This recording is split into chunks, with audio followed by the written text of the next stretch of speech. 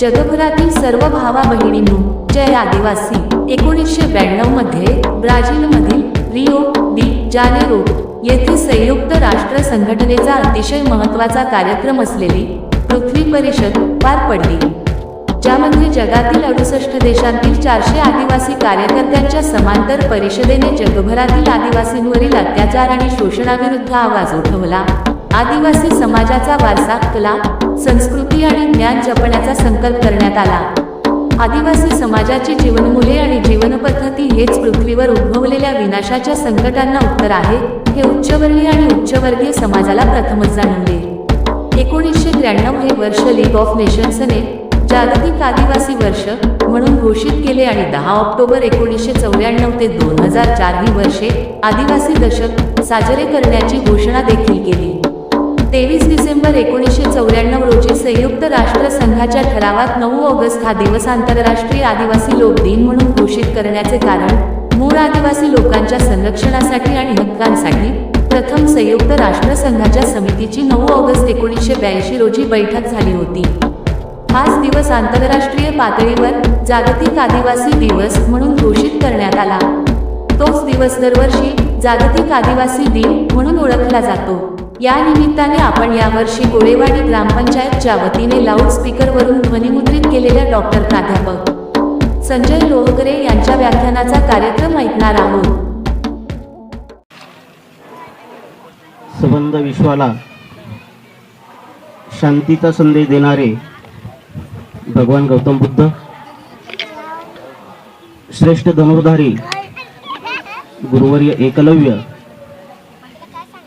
हजारो आदिवासींच्या बलिदानाने हिंदवी स्वराज्य स्थापन करणारे छत्रपती शिवाजी महाराज,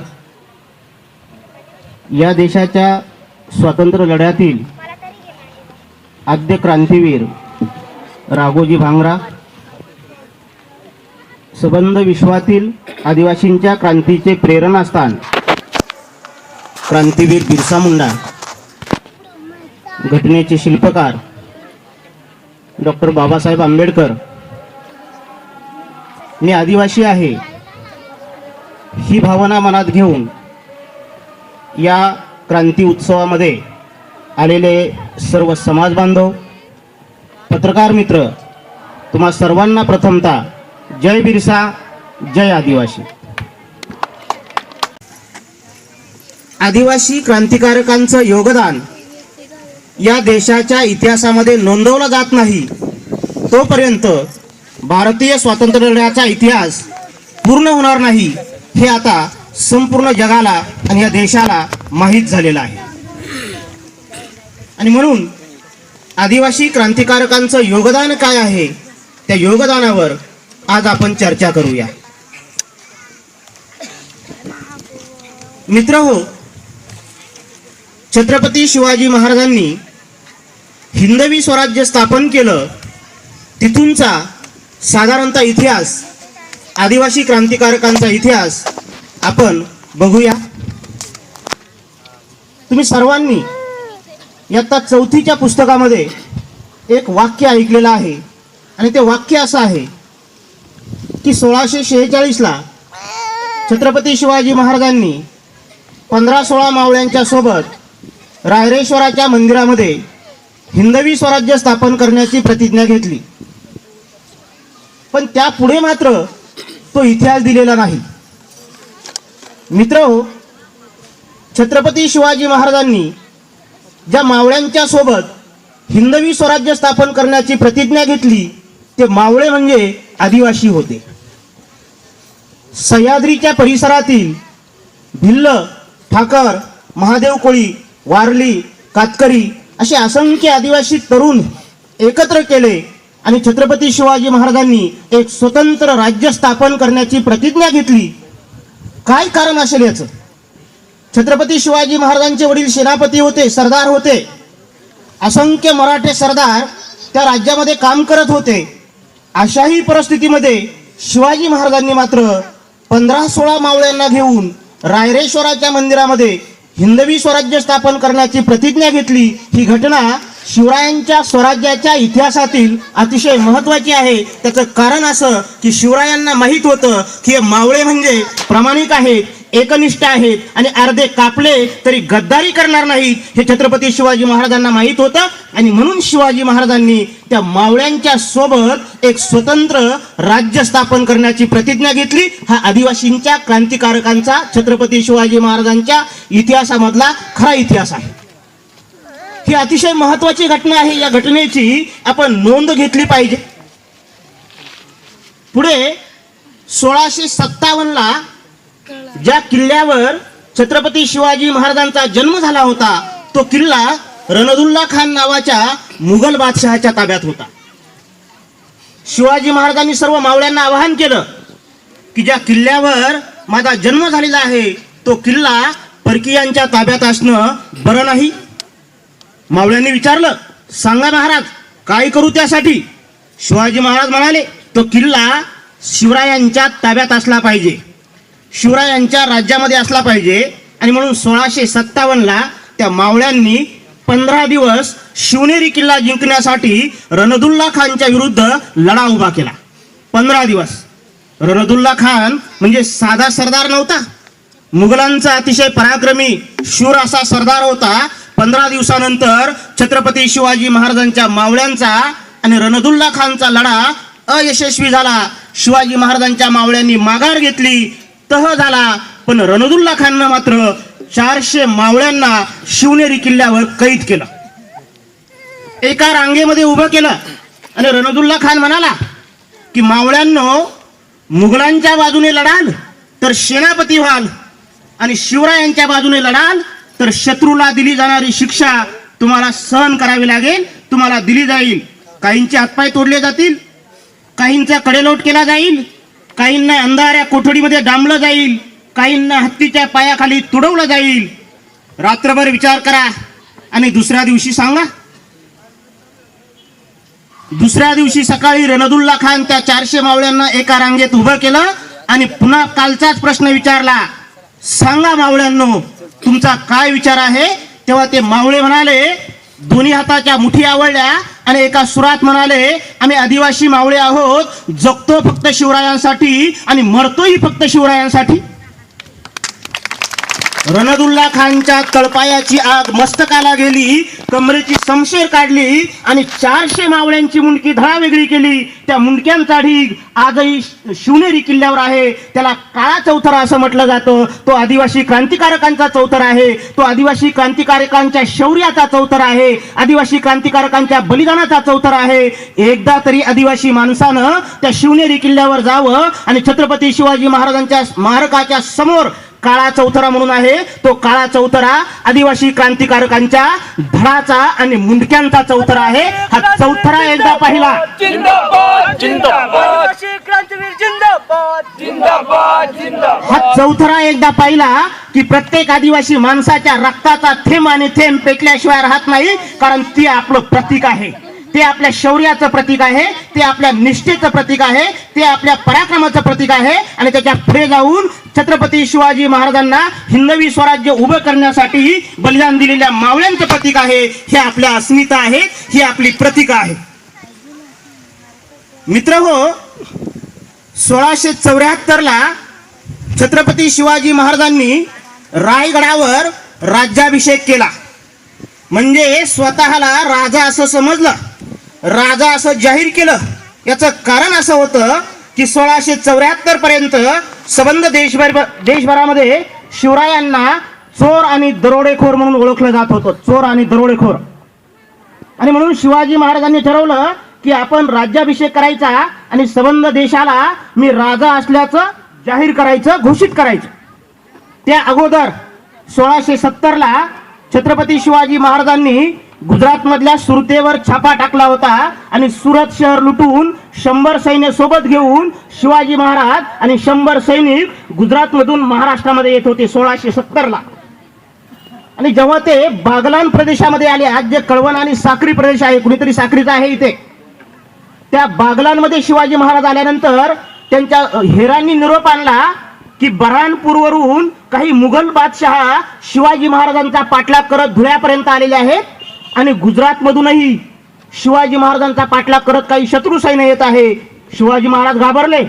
बागलान प्रदेशात त्यावेळी दामा राजा नावाचा भिल्ल आदिवासी राजा होता. अतिशय पराक्रमी आणि शूर राजा होता. शिवाजी महाराजांनी दामा राजाला पत्र पाठवलं, निरोप पाठवला की आमच्या जीवाला धोका आहे. 2 दिवस तुमच्या वाड्यामध्ये, तुमच्या राज्यामध्ये आम्हाला सुरक्षा द्या. आजही तुम्ही जर कधी कळवणमध्ये गेलात, करोली नावाचं गाव आहे आणि त्या करोली नावाच्या गावामध्ये महाल म्हणून दामा राजाचा एक मोठा वाडा आहे. दामा राजानं शिवाजी महाराजांचा पराक्रम ऐकला होता, शौर्य ऐकलं होतं. दामाराजानं शिवाजी महाराजांचं स्वागत केलं आणि दामाराजा म्हणाला, छत्रपती 2 दिवस काय, 2 महिने आमच्या वाड्यात राहिले तर तुमच्या केसाला धक्का सुद्धा लागणार नाही. शिवाजी महाराज त्या ठिकाणी 3 दिवस थांबले. दामाराजानं सगळी सुरक्षा दिली. दामाराजानं सांगितलं, माझ्या वाड्यावर हल्ला झाला तरी वाड्यामध्ये एक भुयार आहे आणि ते 10 किलोमीटर बाजूला निघतं, त्यामुळे तुमची मी सुखरूप व्यवस्था करू शकतो, तुम्हाला बाहेर काढून देऊ शकतो. पण 2 दिवसानंतर, 3 दिवसानंतर शिवाजी महाराजांच्या हेरांनी बातमी आणली की आता शिवाजी महाराजांना रायगडाकडे जाण्यास काही हरकत नाही. शिवाजी महाराजांसोबत 100 सैन्य होतं. भरपूर अशी प्रचंड संपत्ती होती. शिवाजी महाराजांनी ती संपत्ती दामाराजाच्या वाड्यामध्ये ठेवली आणि 100 सैन्याच्या 10-10 तुकड्या करून मजल दर मजल करत 8 दिवसानंतर ते रायगडावर पोचले.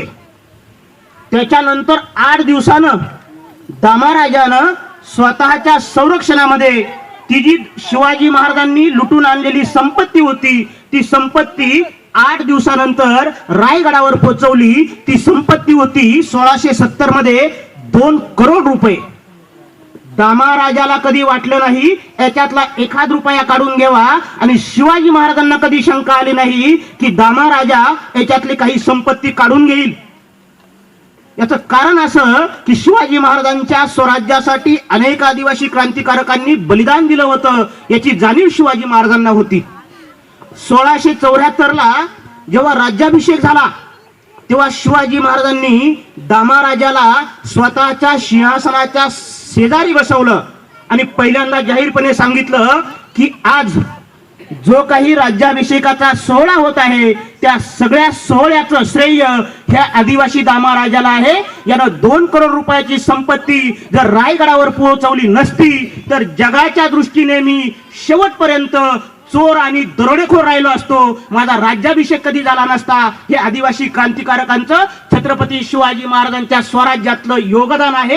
हे महत्वाचं आहे कारण हे बलिदानाचं योगदान आहे, निष्ठेचं योगदान आहे, विश्वासाचं योगदान आहे. म्हणून महाराष्ट्रातल्या सगळ्या वक्त्यांना शिवाजी महाराजांचा गौरव सांगणाऱ्या, शिवाजी महाराजांचा इतिहास सांगून पोट भरणाऱ्या अनेक वक्त्यांना मी जाहीरपणे सांगितलं की हिंदवी स्वराज्य स्थापन करणारे छत्रपती असा उल्लेख न करता हजारो आदिवासींच्या बलिदानाने हिंदवी स्वराज्य स्थापन करणारे छत्रपती शिवाजी महाराज असा उल्लेख करा, म्हणजे तुम्ही खऱ्या अर्थानं शिवाजी महाराजांचा खरा इतिहास सांगता. आदिवासी क्रांतीवीर जिंदाबाद जिंदाबाद जिंदाबाद. हा आदिवासींच्या त्यागाचा आणि बलिदानाचा इतिहास आहे. त्यावेळच्या लेखनी बहादरांनी आणि प्रस्थापितांनी आदिवासींच्या या त्यागाचा आणि बलिदानाचा इतिहास लिहिला नाही, पण इतिहास लिहिला नसला तरी इथल्या मातीला तो इतिहास ठाऊक असतो. इथल्या मातीला तो इतिहास माहीत असतो, कारण माती कधी खोटं बोलत नाही, मातीला ते जमतही नाही. त्याच मातीची प्रेरणा घेऊन, त्याच स्मारकांची प्रेरणा घेऊन, त्या ठिकाणांची प्रेरणा घेऊन आज आदिवासी क्रांतिकारकांच्या बलिदानाचा आणि शौर्याचा इतिहास आपण उभा केला पाहिजे. कारण आज जर आपल्याला लढायचं असेल, आज जर आदिवासींचं अस्तित्व टिकवायचं असेल, आज जर आदिवासींची संस्कृती टिकवायची असेल तर त्यासाठी जो लढा उभा करणार आहे त्या लढ्याची प्रेरणा दुसरी तिसरी काही नाही तर आदिवासी क्रांतिकारकांचा इतिहास हीच सगळ्यात मोठी प्रेरणा आहे. त्याच प्रेरणेवर आजच्या समस्यांच्या विरुद्ध आपण लढू शकतो. मित्रहो, 1818 ला पेशव्यांचा पराभव झाला आणि सबंध देशावर इंग्रजांचं राज्य सुरू झालं. कायदा व्यवस्था, न्याय व्यवस्था, शिक्षण पद्धती, व्यापार व्यवस्था, संस्कृती, धर्म, साहित्य या सगळ्या क्षेत्रामध्ये इंग्रजांनी भारतीयांवर त्यांचे कायदे आणि नियम लादले. याचा अर्थ सबंध देशावर इंग्रजांचं राज्य सुरू झालं. त्याच वेळेस अतिशय ताकदीनं आणि निष्ठेनं भारतातल्या आदिवासी क्रांतिकारकांनी इंग्रजांना सळो की पळो करून सोडायला सुरुवात केली. आणि मग इंग्रजांच्या लक्षात आलं की अरे सबंध देशावर आपलं राज्य आहे, तरी सुद्धा आपल्याला जो विरोध होत आहे तो विरोध कुठून होत आहे. आणि मग इंग्रजांच्या लक्षात आलं की हा सगळा विरोध आदिवासी क्रांतिकारकांकडून होत आहे.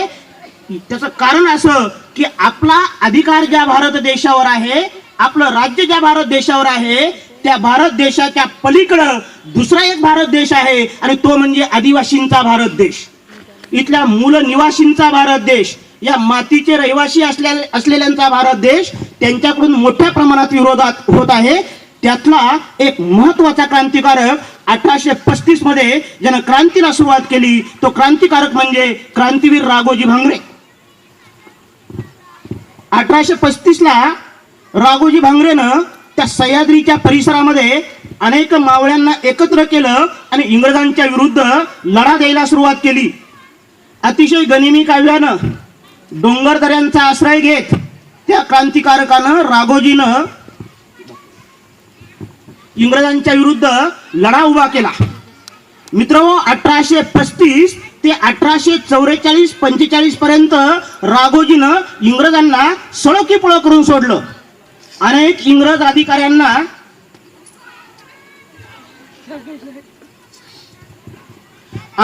अधिकाऱ्यांना त्या भागातून पळवून लावलं, पराभूत केलं. इंग्रजांच्या ताब्यात सापडला नाही. फार मोठी फळी निर्माण केली आणि 10 वर्षानंतर 1835 पासून 1844-45 पर्यंत सबंध मावळ प्रांतावर राघोजीनं 1 वर्ष 4.5 महिने स्वतःचं राज्य निर्माण केलं.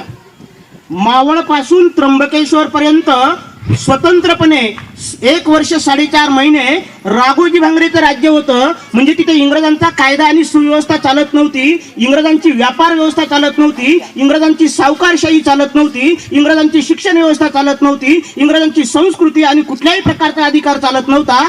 सबंध देशावर इंग्रजांचं राज्य आणि मावळ प्रांतावर मात्र राघोजी भांगरेचं राज्य होतं. हा एकमेव क्रांतिकारक असा आहे की त्यानं एक स्वतःचं इंग्रजांच्या काळामध्ये 1 वर्ष 4.5 महिने राज्य केलं होतं. राघोजीला आत्मविश्वास वाटला की 1835 ते 1844 पर्यंत आपण इंग्रजांच्या विरुद्ध लपत-छपत गनिमी काव्याने युद्ध केलं, आता इंग्रजांना आपण पराभूत करू शकतो. म्हणून 1845 ला जाहीरपणे राघोजीने इंग्रजांना आवाहन केलं की आपण समोरासमोर येऊन युद्ध करूया. 1845चा जुन्नरचा उठाव हा राघोजी भांगरे आणि इंग्रज यांच्यामध्ये झाला. 8 दिवस तो लढा सुरू झाला. 8 दिवस तो लढा चालू होता. राघोजीचे काही विश्वासू माणसं मारली गेली, पराभूत झाले हे सगळे. राघोजी आणि त्याचे 2-3 साथीदार त्या लढ्यातून निसटले आणि राघोजी फरार झाला, गुजरात पर्यंत गेला. पुढे 2 जानेवारी 1848 ला राघोजीला त्या पंढरपूरच्या मंदिरामध्ये पकडलं गेलं आणि 2 मे 1848 ला त्याच्यावर देशद्रोहाचा खटला भरला आणि ठाण्याच्या सेंट्रल जेलमध्ये त्याला फासावर लटकवलं. हा या देशाच्या स्वातंत्र्य लढ्यातला पहिला क्रांतिकारक आहे, वासुदेव बळवंत फडके नाही. आज देशाच्या इतिहासानं नोंद घेतलेली आहे की हा देशाच्या स्वातंत्र्य लढ्यातला पहिला क्रांतिकारक आहे आणि तो म्हणजे आदिवासी क्रांतिकारक आहे. आजही त्या सेंट्रल जेलला क्रांतीवीर राघोजी भांगरे मध्यवर्ती कारागृह असं नाव दिलेलं आहे. हा आपला इतिहास आहे, हा आपल्या शौर्याचा आणि पराक्रमाचा इतिहास आहे. ही आपली अस्मिता आहे, ही आपली प्रतीक आहे, ही आपली प्रतिमा आहे. याच्याबद्दल आपल्याला अभिमान असला पाहिजे. ते शौर्य, तो देशाभिमान, याच्याबद्दलही आपल्याला कायमस्वरूपी अभिमान असला पाहिजे. 1857चा उठाव आपण सिलेबसमध्ये शिकलेलो आहोत, अभ्यासक्रमामध्ये शिकलेलो आहोत आणि त्यावेळची तत्कालीन कारणही आपण शिकलेलो आहोत. मित्रांनो, 1857च्या उठावाची अतिशय महत्वाची 3 कारणं होती, 3 क्रांतिकारक होते. एक म्हणजे भागुजी नाईक, तंट्या भिल्ल आणि खाजा नाईक. राघोजी भांगरेच्या क्रांतीनंतर 1856-57 मध्ये उठावाच्या अगोदर भागोजी नाईकानं सिन्नर पासून तर साताऱ्यापर्यंत इंग्रजांना सळो की पळो करून सोडलं होतं आणि ती बातमी देशभर पसरली होती. आणि म्हणून काही मुघल बादशहा भागोजी नाईकाला येऊन मिळाले होते की भागोजी नाईक आपण दोघे एकत्र येऊ आणि इंग्रजांच्या विरुद्ध लढा देऊ, कदाचित महाराष्ट्रामधून तरी आपल्याला इंग्रजांना घालवता येईल. भागोजी नाईकाचा घात झाला आणि मारला गेला.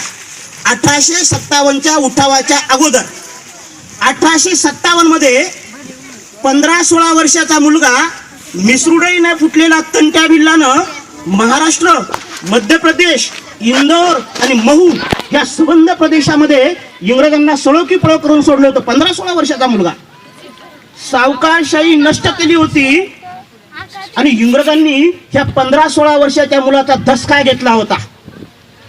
1857च्या उठावाच्या अगोदर खाजा नाईक नावाच्या क्रांतिकारकानं मध्य प्रदेश आणि महाराष्ट्राच्या सीमारेषेवर बिजासनी घाटामध्ये इंग्रजांचा काही माल लुटला होता आणि काही मालावर कर वसूल केला होता. मित्रहो, त्यावेळच्या बेंगॉल गॅजेट नावाच्या दैनिकामध्ये ह्या 3 क्रांतिकारकांची जी भूमिका आहे ती भूमिका त्यावेळेस प्रसिद्ध झाली होती आणि संबंध देशामध्ये ही बातमी पसरली होती की खाजा नाईक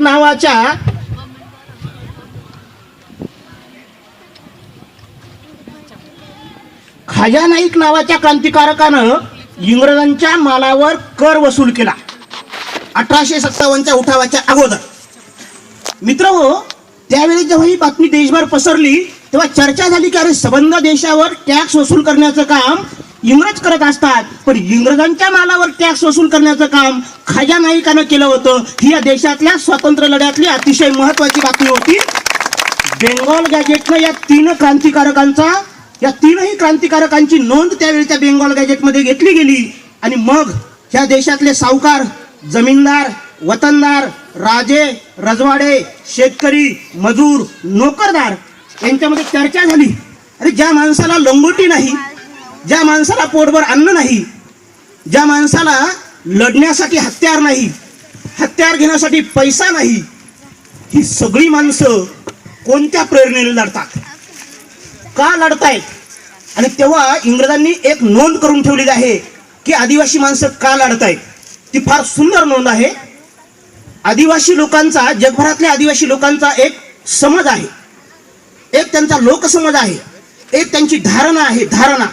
ती धारणा अशी आहे की आदिवासी माणसं नेहमी म्हणत असतात, ए धरती मेरी नहीं है, ए धरती मेरी नहीं है, मैं धरती का हूं. ही धरती माझी नाही, मी धरतीचा पुत्र आहे. म्हणजे ही धरती माझी आई आहे आणि आईवर जेव्हा अन्याय होतो, आईवर जेव्हा आक्रमण होतं, तेव्हा तिची बालकं कितीही कमजोर असू द्या, कितीही दुबळे असू द्या, आईची इज्जत राखण्यासाठी प्राणाचं बलिदान देतात. तशी ही आदिवासी माणसं ही धरती वाचवण्यासाठी, ही भूमी वाचवण्यासाठी, परकीयांचं आक्रमण वाचवण्यासाठी, जल जंगल जमिनीवरचं आक्रमण वाचवण्यासाठी, संस्कृतीवरचं आक्रमण वाचवण्यासाठी आणि संबंध देशावरचं आक्रमण वाचवण्यासाठी प्राणाचं बलिदान देईपर्यंत लढतात. हा निष्कर्ष, ही जाणीव, ही संस्कृती, ही आदिवासी लोकांची धारणा तेव्हा पुढे आली. आणि मित्रांनो, संबंध देशभर ह्या 3 क्रांतिकारकांची प्रेरणा मिळाली आणि 1857चा उठाव झाला. 1857च्या उठावाचं तत्कालीन सामाजिक कारण हे 3 क्रांतिकारक आहेत, याची आपण एकदा इतिहासामध्ये नोंद घेतली पाहिजे.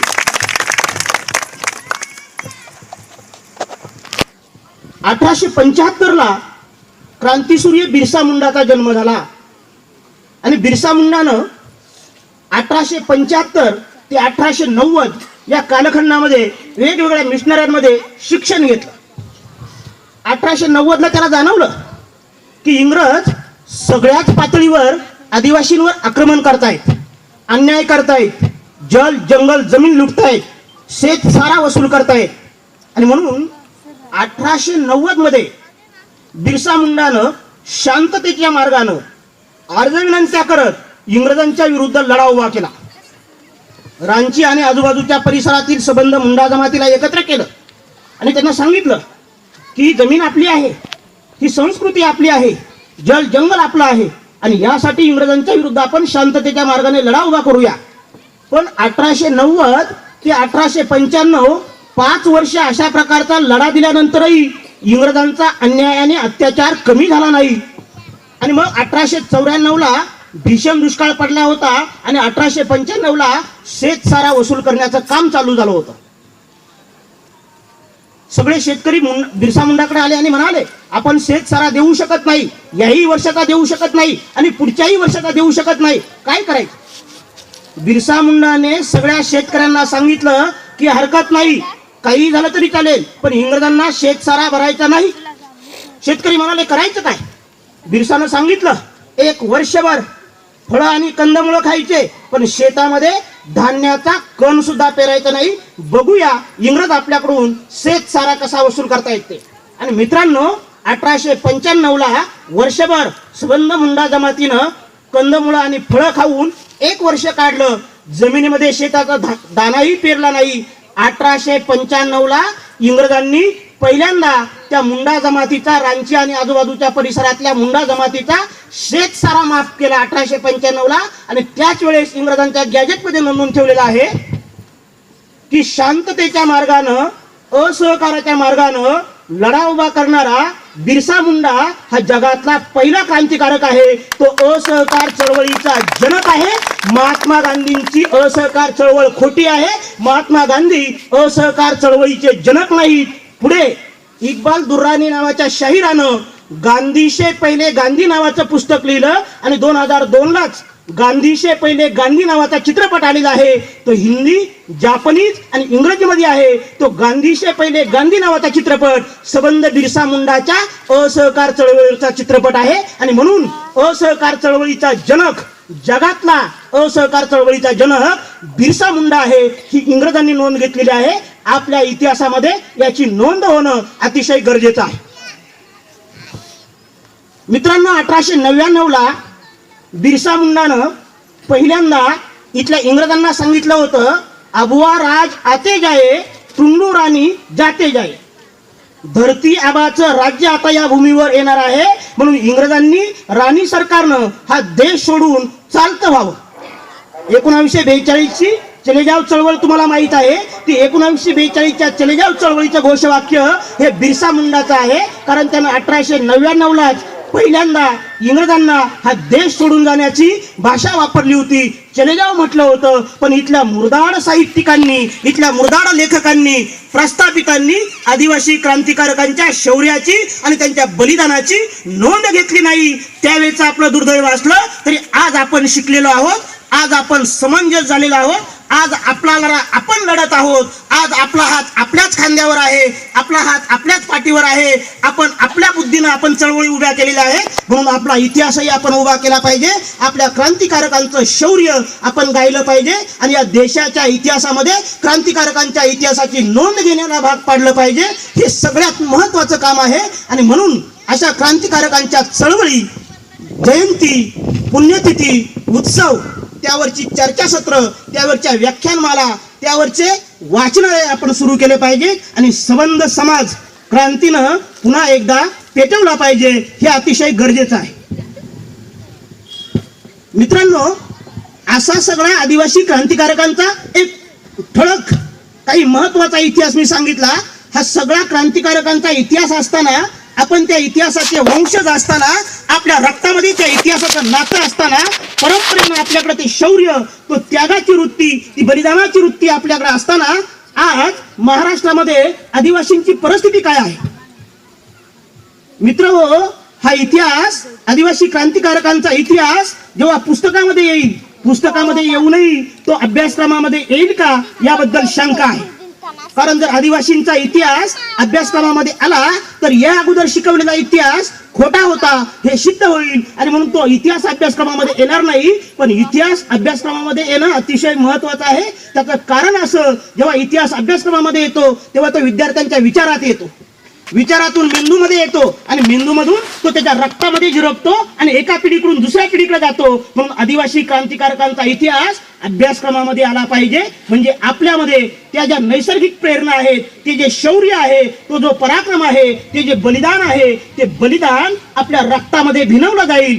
त्यासाठी तो इतिहास अभ्यासक्रमामध्ये येणं महत्वाचं आहे. पण इथले प्रस्थापित तो इतिहास अभ्यासक्रमामध्ये येऊ देणार नाहीत. म्हणून मी अनेकदा सांगितलेलं आहे, महाराष्ट्रभर सांगितलेलं आहे, जर आपला इतिहास आपल्या अभ्यासक्रमामध्ये यायचा असेल, आपली संस्कृती आपल्या अभ्यासक्रमामध्ये यायची असेल, आपल्या परंपरा आपल्या अभ्यासक्रमामध्ये यायच्या असतील, आपली जीवनमूल्य आपल्या अभ्यासक्रमामध्ये यायची असतील, तर महाराष्ट्रामध्ये स्वतंत्र आदिवासी शिक्षण आयोग स्थापन झाला पाहिजे.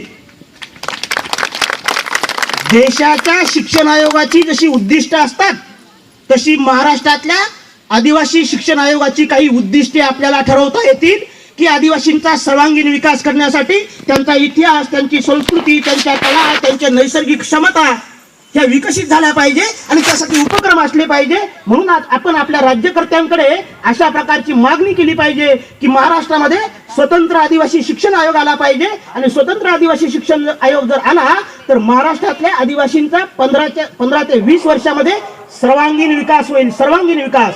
गेली 67 वर्ष महाराष्ट्रातल्या आदिवासींना मिळणारं शिक्षण अतिशय निकृष्ट दर्जाचं आहे.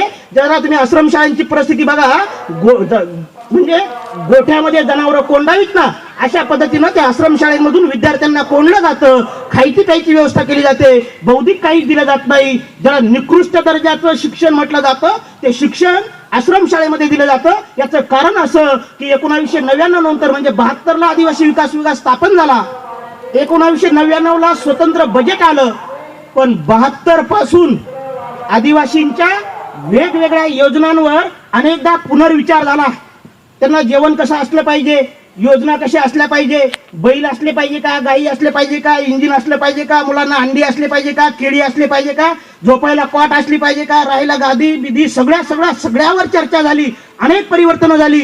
पण आदिवासी विद्यार्थ्यांना शिक्षण दर्जेदार दिलं जावं यावर मात्र आतापर्यंत 1972 नंतर एकदाही चर्चा झाली नाही. याचं कारण असं की आदिवासी राज्यकर्त्यांना, आदिवासी समाज हा कायमस्वरूपी अज्ञान राहिला पाहिजे. जास्तीत जास्त काय अज्ञान राहिला पाहिजे, म्हणजे आपल्याला एक हुकमी राज्य करता येतं त्यांच्यावर. हा जो पायंडा आहे, हा पायंडा आदिवासींच्या राज्यकर्त्यांनी पुरेपूर जोपासलेला आहे. एक सार्त्र नावाचा तत्ववेत्ता आहे, त्याचा एक समाजशास्त्रीय सिद्धांत आहे. तो असं म्हणतो, जर एखाद्या राजाला जास्त काळ एखाद्या समाजावर सत्ता गाजवायची असेल, तर ती सत्ता गाजवत असताना त्या समाजामधली काही स्वाभिमानी माणसं बंड करून उठतात. ती स्वाभिमानी माणसं बंड करून जर उठली तर त्या राजानं दांडक्याच्या साह्यानं त्या स्वाभिमानी माणसाला गप्प करायचं नाही, त्याच्या जवळ जायचं, त्याला काय नाही ते बघायचं, ते त्याला द्यायचं, त्याला लाचार आणि गुलाम बनवायचं. आणि एकदा का स्वाभिमानी माणसं लाचार आणि गुलाम झाली की परत तुमच्या विरुद्ध कुणी बंड करून उठत नाही. 67 वर्षामध्ये आदिवासी राज्यकर्त्यांनी आदिवासींवर अशाच पद्धतीनं एकहुकमी सत्ता गाजवलेली आहे. आणि म्हणून आपण त्या राज्यकर्त्यांना एकदा जाब विचारला पाहिजे की आदिवासींच्या सर्वांगीण शिक्षणासाठी आपण काय करणार आहोत. जर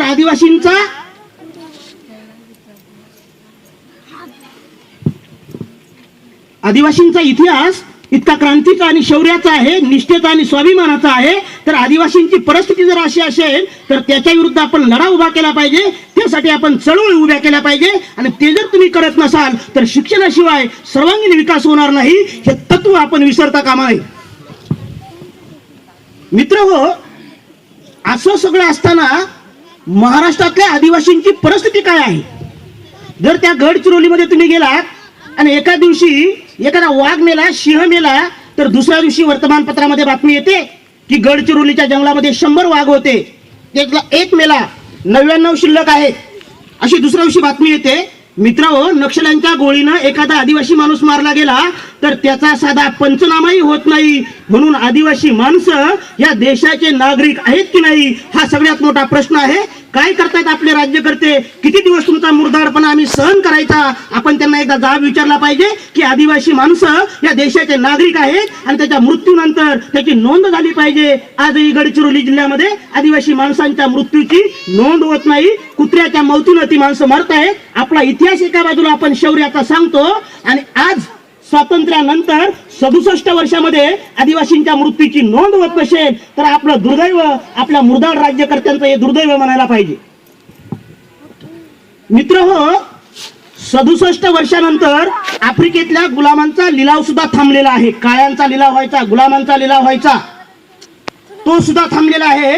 पण स्वातंत्र्याच्या 67 वर्षानंतर जर तुम्ही दिंडोरीला गेलात, नाशिकला गेलात, नारंगावला गेलात, सिन्नरला गेलात, जुन्नरला गेलात, बारामतीला गेलात तर एखाद्या बैल बाजारामध्ये जसा बैलांचा लिलाव होतो ना तसा त्या बस स्टँडवर आणि भर चौकामध्ये अजूनही आदिवासी मजुरांचा लिलाव होतो.